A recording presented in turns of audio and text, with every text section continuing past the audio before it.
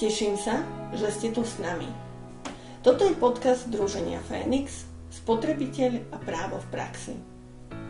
Dnešný rozhovor bude aj o tom, ako sa z absolventa práva stane notár, ale dozviete sa aj mnoho iných informácií, ktoré súvisia s dobou, v ktorej žijeme. Hoci bežne vyhľadáme notára vtedy, keď potrebujeme overiť podpis či listinu, činnosť notára je oveľa pestrejšia. Naším hosťom je notár, pán Marián Jurina. Dobrý deň. Dobrý deň, ďakujem za pozvanie.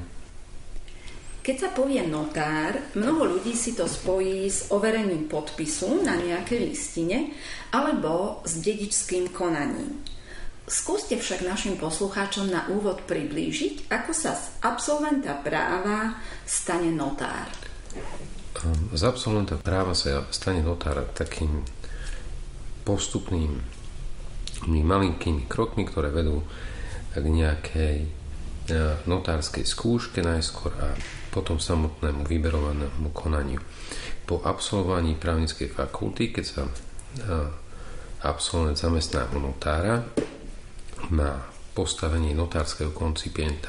Samozrejme, toto postavenie jeho je určené asi takým spôsobom, že môže vykonávať pracovné úkoly, ktoré mu notár zverí, a jeho hlavnou úlohou je učiť sa a oboznamovať sa s tou právnou praxou, právnou úpravou a samotným postupom notárskym a kancelárskym poriadkom, aby vedel vyhotovovať v budúcnosti sám samostatne listiny.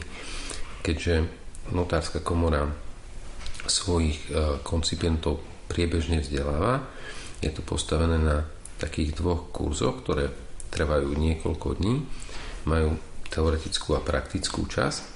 Prvý sa volá základný kurz, druhý je zdokonalovací. Tieto vedie naša vzdelávacia komisia a snaží sa tam týmto budúcim kolegom vysvetliť všetky tie náležitosti, ako má notár postupovať, ako je to v súlade, ako sa to myslí, ako by to bolo najsprávnejšie urobiť. A samozrejme po tej teoretickej časti, ktoré prednáša tá vzdelávacia komisia, tak následujú tie skúšky.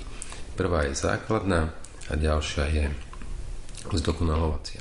Po 3 rokoch, už keď má koncipient tieto 2 kurzy absolvované úspešne, môže požiadať o notárskú skúšku, ktorá pozostáva z niekoľkých odvetví práva a taktiež z teoretickej časti a z tej praktickej, čo je už vyhotovovanie listín, tak v dedičskej veci, ako aj v tej ostatnej notárskej činnosti.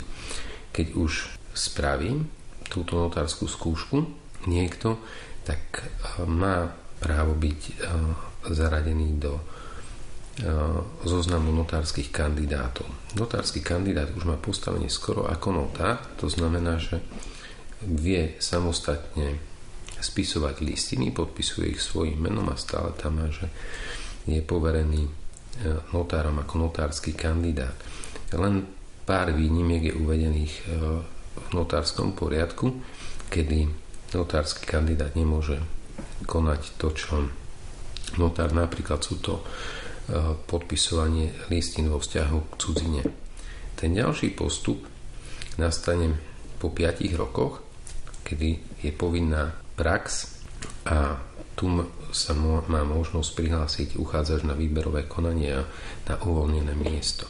Notárska komora pravidelne vypisuje výberové konania vždy k jednotlivým súdom, tam, kde sa uvoľnilo miesto notára, a to buď z dôvodu zániku notárskeho úradu nejakého kolegu, alebo z dôvodu, že pani ministerka alebo pán minister sa rozhodli, že z nejakého dôvodu je potrebné posilniť tam počet notárov pri konkrétnom okresnom súde a vytvoriť ďalšie miesto na základe jeho rozhodnutia.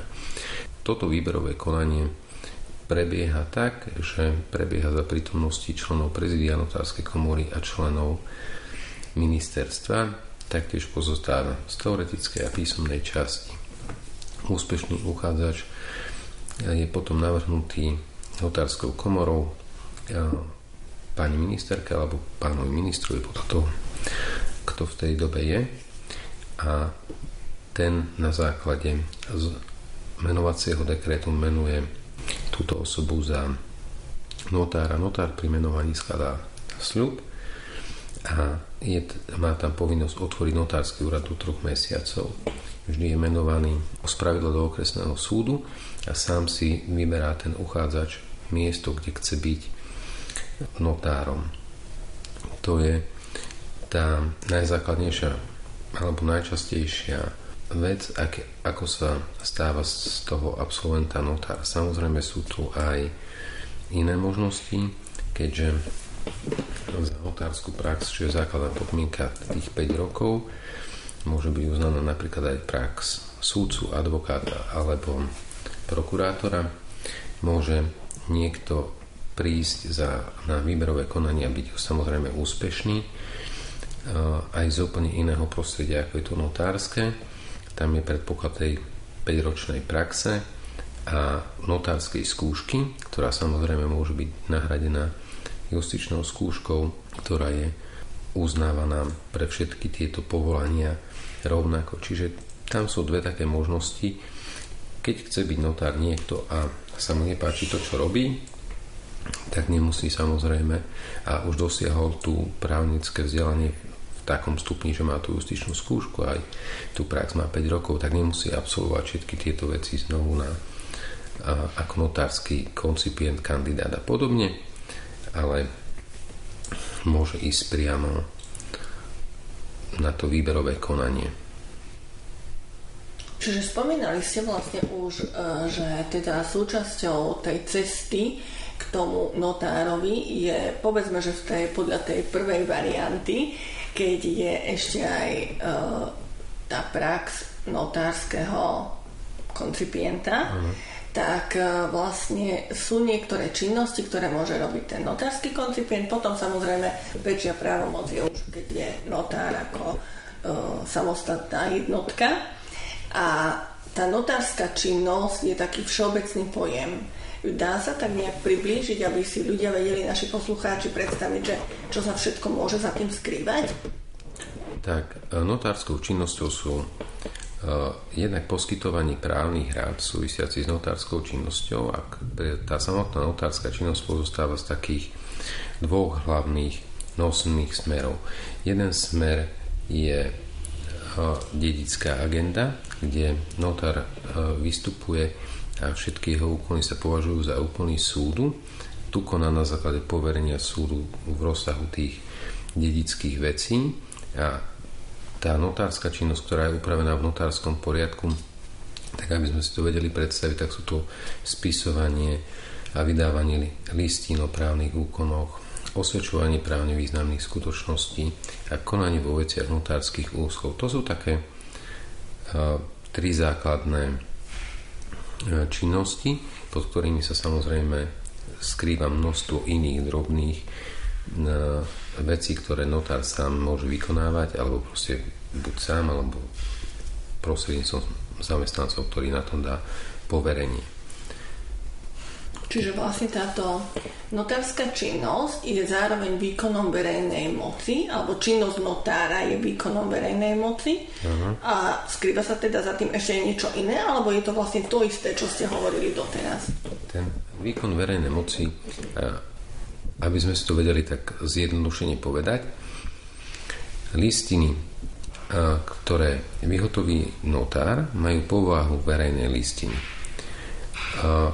Ten hlavný rozdiel pri verejnej listine a normálnej listine je ten, že je to ako listina, ktorá má vyššiu právnu silu, v jednoduchosti povedané, a nepochybuje sa o tom, čo je v nej uvedené, kým nie je preukázaný opak. Pri overení podpisu tá časť verejnej listiny je len tá osvedčovacia doložka, ktorú povie notár, že táto osoba predo mňou prišla a podpísala sa. Pri samotnej notárskej zápisnici ako listine je to verejnou listinou celý ten dokument. Ono s tým, že ako som už hovoril, že tam prebieha nejaký ten proces toho vyberania notárov, tak je predpoklad, že tí ľudia boli dlhodobo vzdelávaní a rozumejú sa v rôznych smeroch, tak so samotnými verejnými listinami, čo je v prospech ľudí. Okrem iného, tak je napríklad to, že pri zmluvách o prevedení nehnuteľnosti okresný úrad, kadastrálny odbor, keď mu príde táto notárska zápisnica, tak je tam skrátené na tá doba na povolenie vkladu z miesto 30 dní na 20 a samozrejme tým, že ten orgán štátnej správy vie, že to už orgán verejnej moci videl a spísal, tak má obmedzenú povinnosť skúmať náležitosti tejto listiny a skúma len náležitosti listiny, ktoré sú potrebné pre povolenie vkladu, čo sa týka napríklad nehnuteľností, alebo totožnosť účastníkov má splnenú. Nemusí tam skúmať, či sa jedná absolútne neplatný právny úkon, keď to mám takto zjednodušene povedať. Nekoná tú kompetenciu toho overovacieho orgánu v celom rozsahu ako pri iných zmluvách.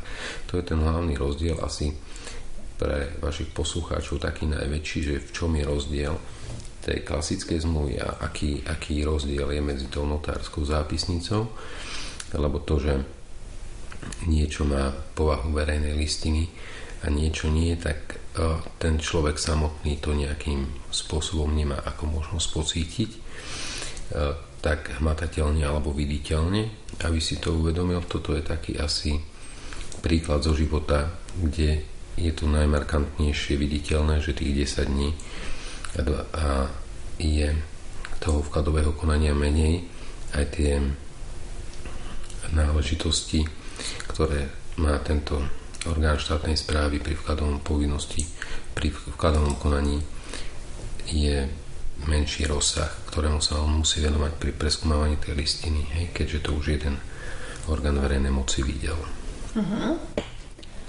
Na úvod ste spomínali teda notárskú komoru. Ak by teda obyvateľ Slovenska si chcel vyhľadať notára v mieste bydliska, tak hľadá na stránke notár.sk, pretože všetci vlastne notári, ktorí vykonávajú činnosť na Slovensku, sú zaregistrovaní alebo združuje ich notárska komora, ale hovorili ste aj o tom, že je tam zapísaný aj notársky koncipient. V čom je ešte tento subjekt notárska komora dôležitý? Tak notárska komora je samosprávou a stavovskou organizáciou, ktorá združuje všetkých notárov a vedie ich zoznam. A notár sa stáva členom notárskej komory automaticky dňom zloženia sľubu a menovaní. A to, čo robí notárska komora, toho je podstatne viacej, ale pre bežných ľudí, áno, je to ten zoznam, ktorý ona vedie a vie si cez tú stránku www.notar.sk jednoducho vyhľadať notára buď už podľa mena alebo priamo podľa sídla, že ak potrebuje vykonať nejaký úkon v nejakom meste, v ktorom sa neorientuje, tak toto je veľmi, veľmi rýchly orientačný bod. Taká dôležitá činnosť notárskej komory je, že vedie notárske centrálne registre. Notárske centrálne registre sú vedené na základe osobitných predpisov, ako je napríklad register záložných práv. Tieto registre sú z časti verejné, z časti neverejné. Notárska komora zodpovedá za to, že budú plne funkčné. Každý notársky úrad bude mať plynulé pripojenie do tohto centrálneho informačného systému. Momentálne je to tak, že bez toho centrálneho informačného systému nie je možné vykonať v podstate žiadny úkon, okrem vidimácie, čo je osvedčenie zhody odpisu s originálom listiny. Všetky tie ostatné úkony idú cez tento informačný systém. Čiže laicky povedané len overenie podpisu sa dá bez toho registra, podpisu. Ale ani to nie? Nie. Overenie fotokópie, napríklad vysvedčenie, keď si niekto príde osvedčiť, alebo rodný list, tak len toto sa dá mimo toho systému vykonať. A že všetky ostatné úkony podliehajú nejakému vstupu do nejakého osobitného registra. Podľa druhu úkonov sú vlastne tie registre rozčlenené. Rozumiem, čiže len overenie originálov s kópiami. Áno, to sa do toho systému neuvádza. Na všetko ostatné ten systém slúži. Hovorili ste teda doteraz o rôznych činnostiach, ktoré ten notár vykonáva, a sú nejaké činnosti, ktoré nie sú ale zlučiteľné s výkonom notárskej činnosti?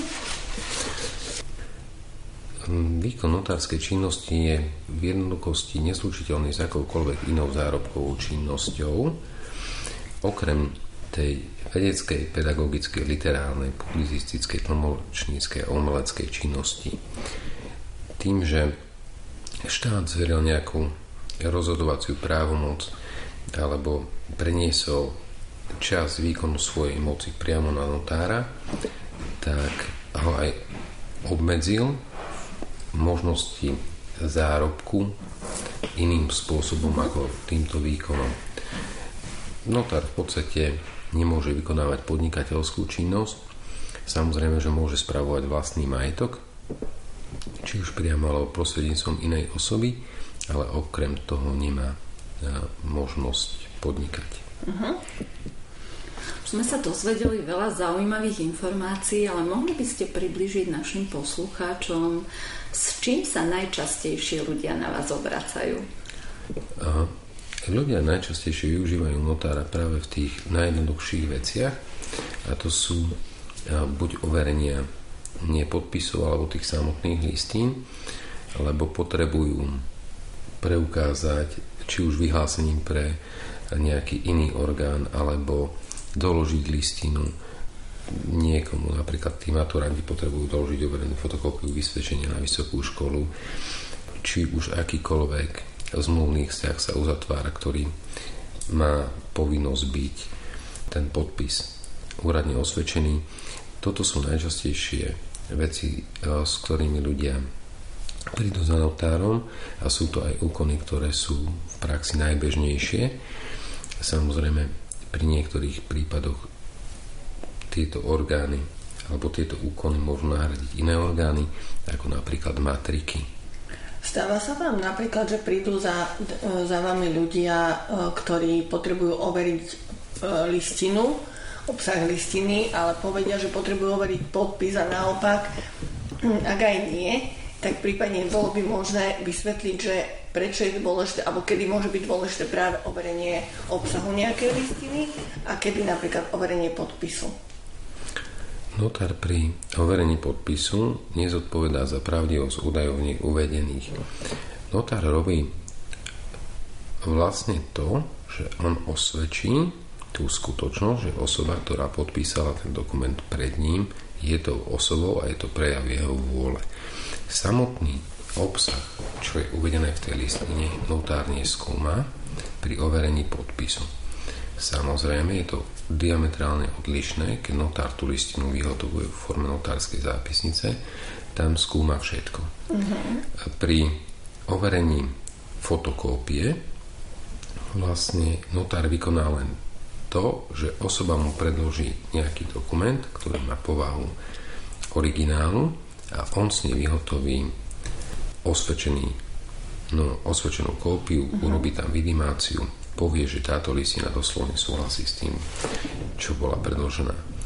Tieto konania sa môžu robiť buď elektronicky, alebo sa môžu robiť klasicky pečiatkou, podľa toho, na aký úkon to tá daná osoba potrebuje. To klasické overenie zhody fotokópie s originálom prebieha tak, že sa tam dá pečiatka, ktorá sa vyplní následne a uvedie sa, že táto fotokópia doslovne súhlasí s originálom. Keďže máme takú dobu elektronizácie, tak máme na to ešte aj zaručenú konverziu, a to je ten prípad, kedy človek potrebuje alebo klient potrebuje dostať papierovú podobu do elektronického originálu, alebo naopak elektronický dokument potrebuje dostať do papierovej podoby. V takomto prípade vlastne sa vykoná konverzia a urobí sa buď z listiny elektronický originál elektronického dokumentu alebo z elektronického dokumentu originál papierovej povahy. Toto sa využíva hlavne vtedy, keď sa doručujú akékoľvek dokumenty, ktoré majú nejaký právny význam cez Slovensko.sk a niekde nastane ten moment, že človek potrebuje mať z elektronického papierovú podobu v ruke, alebo človek potrebuje poslať nejakému úradu, orgánu alebo komukoľvek v elektronickej podobe dokument. Takže toto sú tie veci, kedy nastupuje vlastne tá záručná konverzia.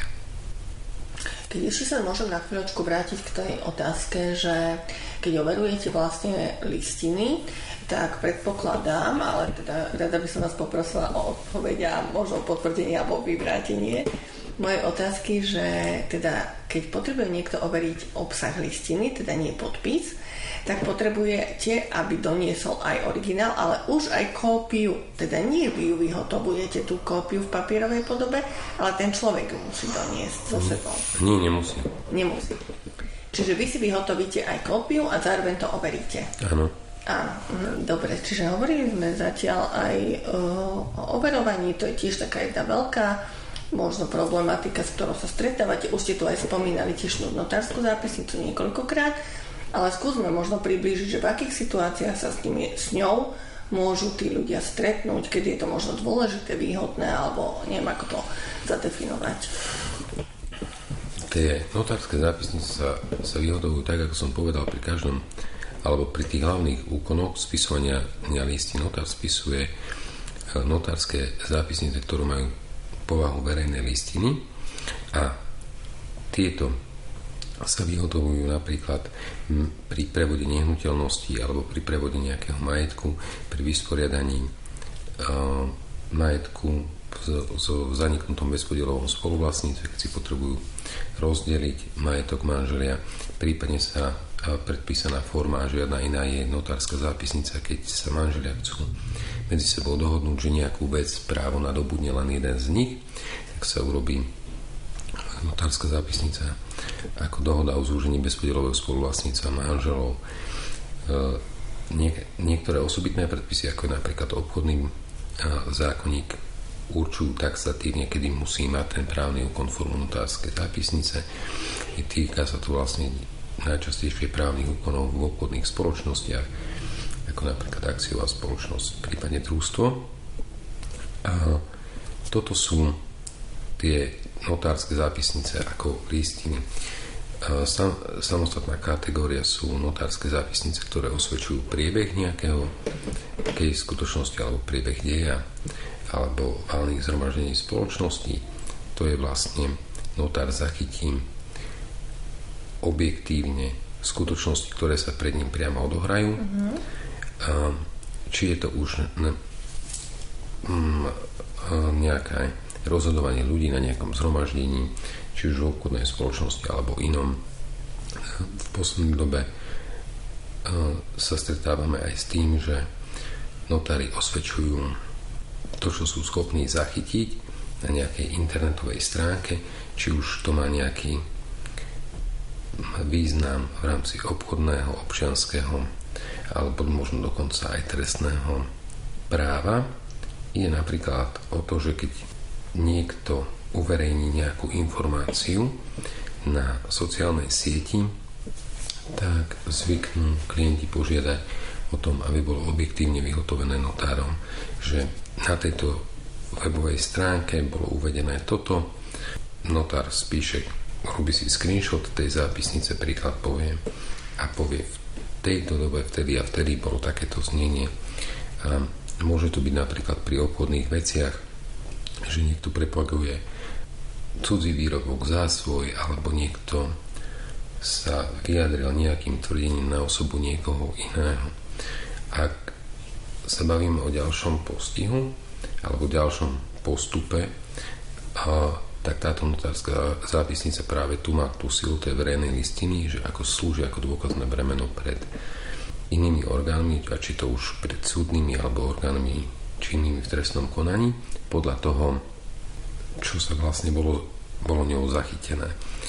Toto sú asi také veci, ktoré priniesla dnešná moderná doba, že ten svet na tom internete, na tých rôznych stránkach je plný výmeny názorov a nie každému sa to musí páčiť a veľa ľudí sa voči tomu ohraňuje a bráni, čo je prirodzené a chcú mať nejaký rozhodujúci dokument o tom, že to tak naozaj bolo.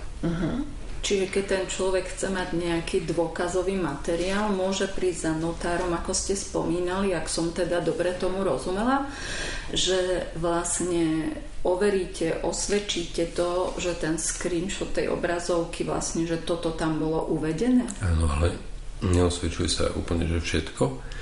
Musí tá skutočnosť, ktorú chce ten klient osvedčiť, musí byť právne významná. Musí povedať, že ide o nekalú obchodnú činnosť môjho konkurenta, alebo potrebujem to pre ďalší postup v rámci uplatnenia práva na ochranu osobnosti alebo čohokoľvek. Čiže notár neosvedčuje všetko, ale notár osvedčuje len tie právne významné veci. Čiže on musí s tým klientom najskôr vyhodnotiť tú situáciu, že ten úkon, o ktorý ho ten klient žiada, či je právne významný, či to, čo on chce osvedčiť, má nejaký právny zmysel alebo na nejaký právny podklad. Nerobia sa bežne zápisnice, ktoré by osvedčovali nejaký dej, aby sme si to úplne zašli do extrémov, že niekto si kúpil zmrzlinu. Že to nie je právne významná vec. Potom osobitné kategórie pri tej notárskej činnosti sú notárske centrálne registre, ako som už hovoril, ktoré slúžia aj bežným občanom na overenie si nejakých informácií. Notárska komora tým, že tento centrálny informačný systém vedie, tak je rozčlenený do nejakej verejnej časti a do nejakej len informatívnej časti a sú registre, ktoré nie sú zverejnené vôbec. Aby ste si to mohli predstaviť, tak register dražieb a register záložných práv je úplne verejný register, kde sa pri dražbách zadávajú tie oznámenia o konaní dražby. Je tam príloha, celá tá listina, celý ten popis tej nehnuteľnosti, kedy sa bude dražba konať. A všetko sa dozvie. A hoci kto zocikať aj z telefónu napríklad, že nemusí nikde chodiť a že čo sa kedy bude dražiť. Ďalší verejný register je notársky register záložných práv, kde sú vlastne zaregistrované záložné práva a sú tu také vyhľadávacie kritéria napríklad aj podľa VIN čísla, že ak chce niekto kúpiť auto, tak si vie na tejto stránke naťukať to samotné VIN číslo toho vozidla a vie si overiť, či je na ňu zriadené záložné právo alebo nie. Potom sú tam na webovej stránke ešte register notárskych zápisníc a register osvedčených podpisov. Tieto sú len informatívne a kto chce si overiť nejakú skutočnosť, musí poznať všetky údaje na jej vyplnenie. Informáciu, ktorú dostane, je len to, že či úkon bol vykonaný a ktorý notár ho urobil.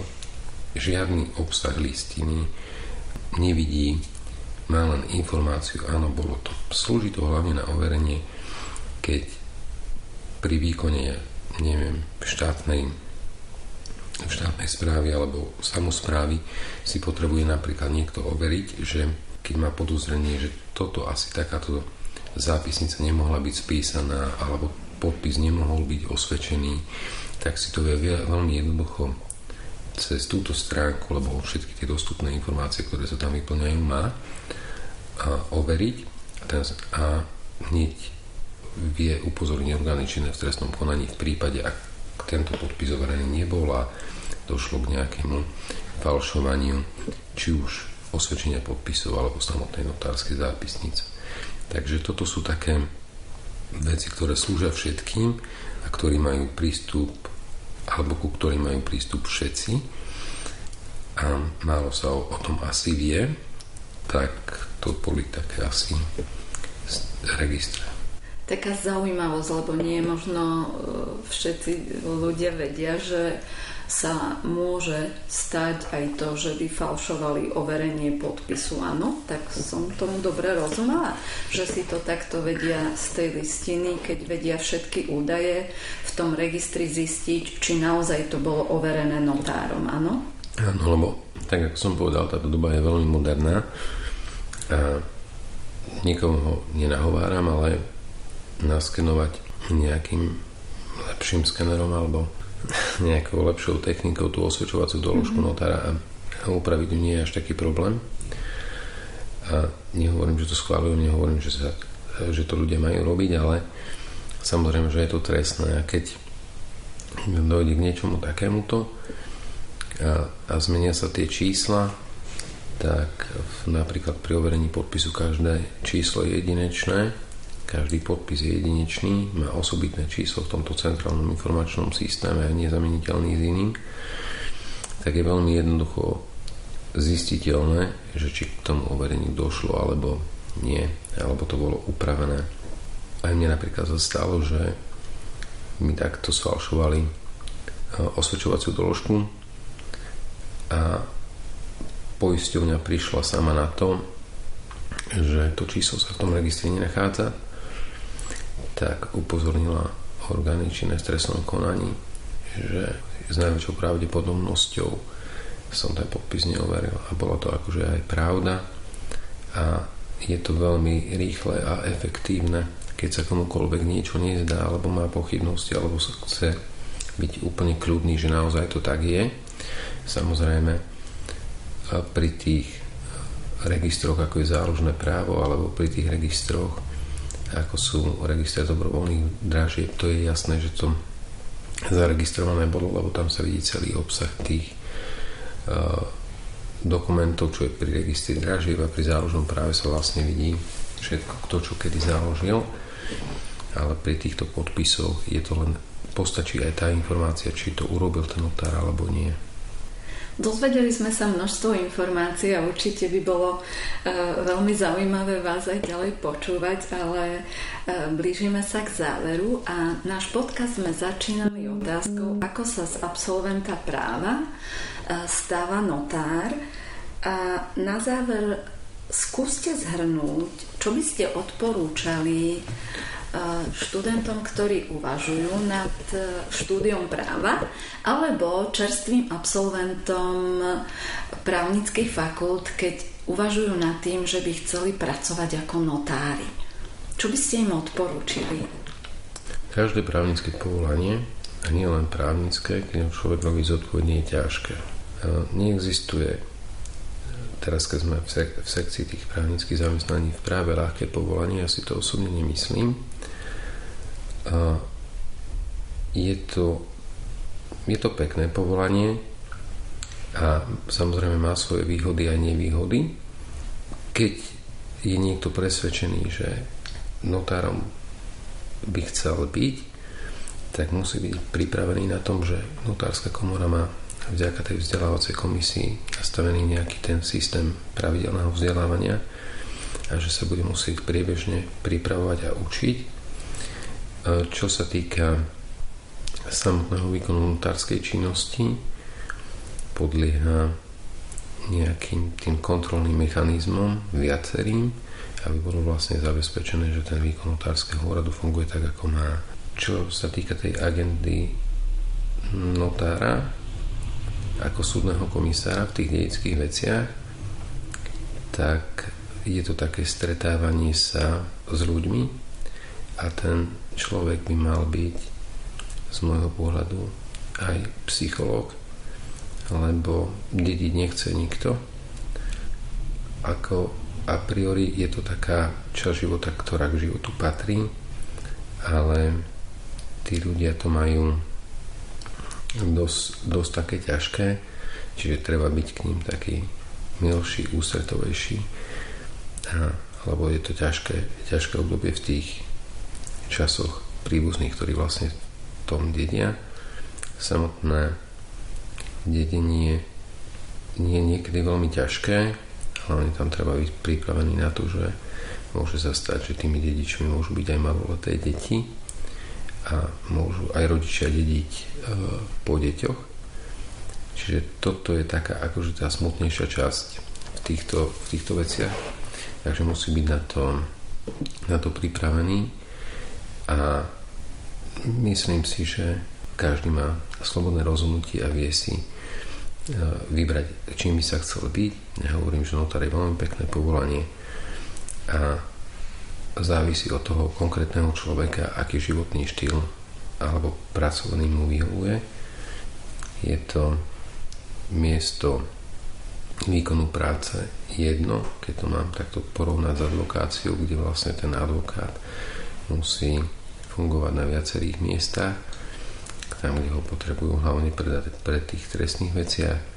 Samozrejme musí rátať s obmedzeniami, čo znamená, že nemôže mať iný príjem alebo nemôže inak podnikať, čo tiež nie každému vyhovuje. Čiže tieto všetky veci by si mal tak zvážiť, porovnať. A je to na jednej strane verejný činiteľ, na jednej strane to samostatne zárobková činná osoba. Tak toto všetko by som si asi tak zvážil, keby som sa zamýšľal nad tým, aké právnické povolanie by som chcel vykonávať. Niekomu možno vyhovuje to, že ráno vstane, ide do práce a má zaručený nejaký ten plat. Niekto potrebuje ten taký, ako by som povedal, väčší adrenalín v živote, ako nevykonáva tú prácu na jednom mieste. Takže toto nech si každý upresní, čo by chcel čo robiť a podľa toho by som si smeroval asi aj výber toho samotného povolania. Ak si dobre spomínam, hovorili ste o 5-ročnej praxi notárskeho koncipienta. Ešte stále to aj platí, áno? Áno. Ten koncipient môže ísť po 3 rokoch na tú notárskú skúšku a stáva sa s ním notársky kandidát. Ale ten právnik, ktorý nastúpi napríklad k notárovi do pracovného pomeru, takže počíta sa mu tá prax, tak musí mať 5 rokov praxe, aby mohol ísť na to výberové konanie, aby sa mohol uchádzať na výberovom konaní o uvoľnené miesto notárskeho úradu.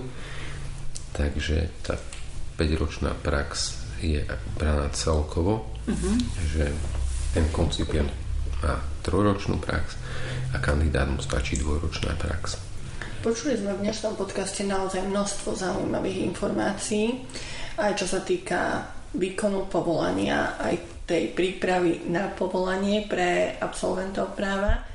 A sú to naozaj mnohé také inšpiratívne informácie aj na zamyslenie, s čím sa môže človek v živote stretnúť, čo môže kedy potrebovať, kedy to notára naozaj vyhľadať.